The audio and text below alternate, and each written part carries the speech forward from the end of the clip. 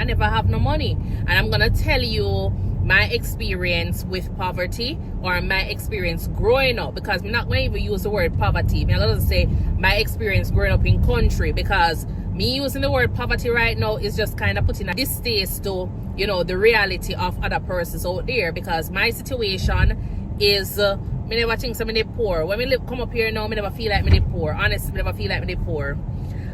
So I'm not going to use the word poverty in my situation back then when I was in Jamaica, because even though I was living in a home that had a toilet that me have to run down the hill to go and use, it was a pit latrine, was covered, and even though I had, you know, a zinc bathroom, even though I had a house that we have to cook outside, we have to use wood fire sometime, you know, my mom had gotten a stove later on and we use that, and there's a lot of things. If you understand country life,